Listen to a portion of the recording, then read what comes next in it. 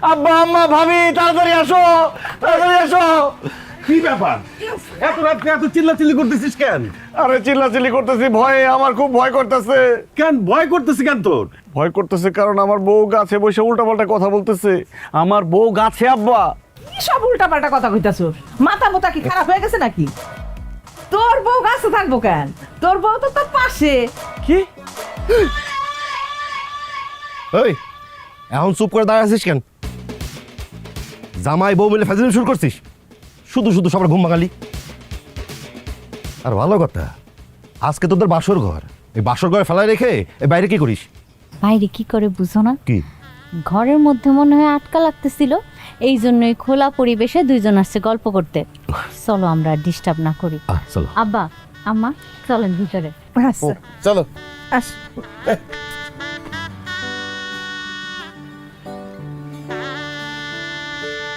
কাজল, তুমি না গাছের উপরে ছিলা?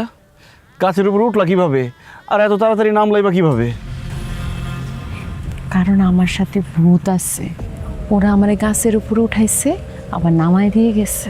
ওয়াল্লাহ, কি বলো সত্যি? আরে দূরও মজা করলাম তোমার সাথে, আসো ঘরে আসো। সত্যি কি মজা করছে নাকি আমার বউর সাথে ভূত আছে?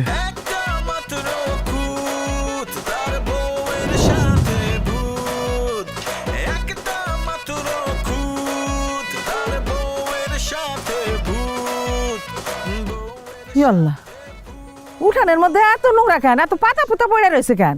সকালবেলা উঠে উঠানটা ঝাড়ু দেয় নাই? আয় ছোট বউ, ছোট বউ এদিকে আসো।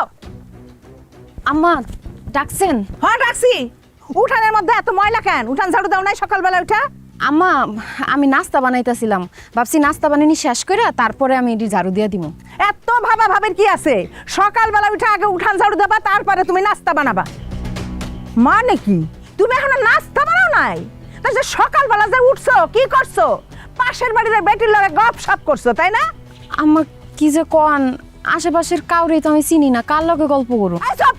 মুখে মুখে একদম তর্ক করবে না। আমি যে সকালে এক কাপ চা খাই, সে চাটা বানাইছো আমাকে দিছো? চা বানাইছে, আমি নিয়ে আইতেছি আম্মা। আবার জি গায়, সকালবেলা আমি যে এক কাপ চা খাই তাও চাইয়া খাইতে হইব। আম্মা এই যে চা দাও। অবশেষে পাইলাম।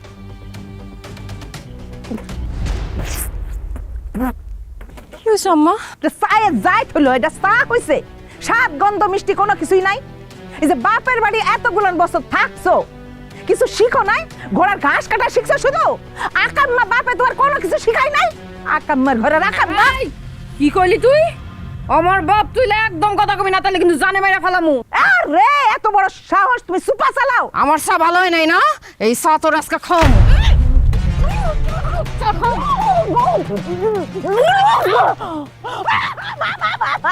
আমার মুখ পুড়ে ফেলছে। এই বুড়ি খবরদার চিল্লাবি না, আজকে তোর জানে মাইরা ফেলামু। খারা দাউলে আইতাছ। মানিক রে, ও মানিক, ও মানিক আমার শেষ করে ফেলাইছে। ওলা কি করে আমারে বলে কোন করে ফেলাইবো?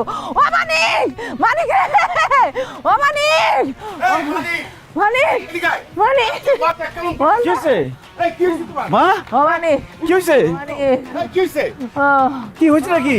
হায় হায় আম্মা, আপনি মাটিতে বসে বসে কাঁদতেছেন কেন? পিড়ে এনে দিব? আরে চুপ কর, তুই কোনো কথা কবি না। আমার রুটা, আমার রুটা। রমজান, রমজান রে, তোর বউর কাছে আমি এক কাপ চা চাইছিলাম, হয় আমার চাই না দিছে, চা খেয়ে কইছি ভালো হয় নাই। ও গো মা, সেই জন্য আমার মুখটা ধইরা মুখের মধ্যে গরম চা ঢাইলা দিছে। কি? কাজল তোমার মুখে গরম চা ঢেলে দিছে? না মা, অসম্ভব, এটা হইতেই পারে না। মিথ্যা কথা বলো না তোমা। না রে বাজান, আমি মিছা কথা কইতেছি না।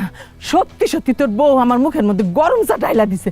মা, আমার বউ কিভাবে তোমার মুখে চা ঢেলে দিব? আমরা দুজন তো এতক্ষণ রুমে ঘুমাইছিলাম। কি করতেছস? এতক্ষণ তোর লাগে ঘুমাই আসিল? হ্যাঁ, তোমার চিল্লাচিল্লি শুনে তো দুজন দৌড়ে আসলাম। আরে না না, বৌমা আমার মুখে গরম চা ঢালছে, আমি নিজে চোখে দেখলাম। আরে তোমার বয়স হইছে, চোখে এখন কম দেখতেছো। কি দেখছো আল্লাহ জানে। আরে আমি তো মানিক আর বৌমারে ওকে ঘর থেকে ডাইকে নিয়ে আসলাম। আল্লাহ, এইসব আপনি কি কইতাছেন? তাহলে এতক্ষণ আমি কার লোকে কথা কইলাম? কে আমার মুখে গরম চা ঢাইলা দিল? সেটা কেউ ছিল না, তোমার বয়স হয়েছে না, বয়সের ভারে ভীমরতিতে ধরছে, এই জন্য উল্টাপাল্টা দেখছো। এই মারে ঘরে নিয়ে যাও তো। আম্মা আসেন, ঘরে আসেন। আব্বা, আম্মা এমন করলো কেন? কি জানি বৌমা, আমিও তো বুঝতেছি না কি হইলো।